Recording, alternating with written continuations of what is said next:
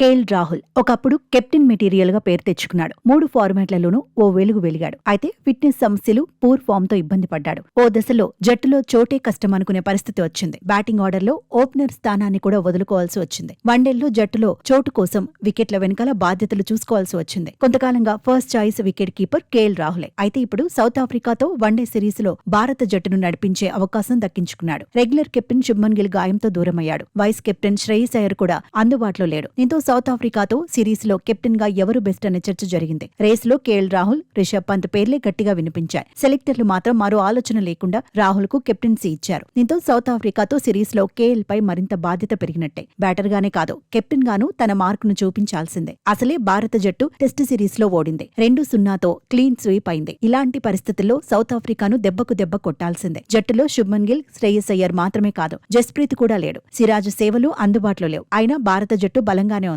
సీనియర్లు రోహిత్, కోహ్లీ, రవీంద్ర జడేజాపై ఎక్కువ భారమే ఉండబోతోంది. సీనియర్లు, కుర్రాళ్ల సేవలను సరిగా వినియోగించుకుంటే రాహుల్ కు తిరుగుండదు. కెప్టెన్ గా సక్సెస్ అయ్యేందుకు సరైన వ్యూహాలు అవసరం. ఇక 3 ఫార్మాట్లలోనూ కెప్టెన్ గా వ్యవహరించిన అనుభవం కేఎల్ రాహుల్ కు ఉంది. 12 వన్డేల్లో భారత జట్టును రాహుల్ నడిపించాడు. అందులో 8 మ్యాచ్ల్లో విజయాలు అందుకున్నాడు. వన్డేల్లో కెప్టెన్ గా రాహుల్ విజయ శాతం 67. కెప్టెన్ గా సౌత్ ఆఫ్రికాపై సత్తా చాటితే లీడర్షిప్ గ్రూప్ లో రాహుల్ కూడా నిలిచే అవకాశం ఉంటుందనే చర్చ జరుగుతోంది. మొత్తంగా కేఎల్ మీద అందరి చూపు పడబోతోంది. సీనియర్లు, జూనియర్లతో కూడిన జట్టును ఎలా నడిపిస్తాడనేది ఆసక్తి రేపుతోంది. ఒకప్పుడు ఓపెనర్ గా ఆడిన రాహుల్ ఇప్పుడు మిడిల్ ఆర్డర్లోనే బరిలో దిగుతున్నాడు. 5వ స్థానంలో బ్యాటింగ్ చేస్తున్నాడు. రాహుల్ ఇప్పటి వరకు 88 వన్డేల్లో బరిలో దిగాడు. 3092 పరుగులు సాధించాడు. యావరేజ్ 48.3. ఇందులో 7 సెంచరీలు ఉన్నాయి. వన్డేల్లో రాహుల్ 18 హాఫ్ సెంచరీలు కొట్టాడు. అత్యధిక స్కోర్ 112 పరుగులు.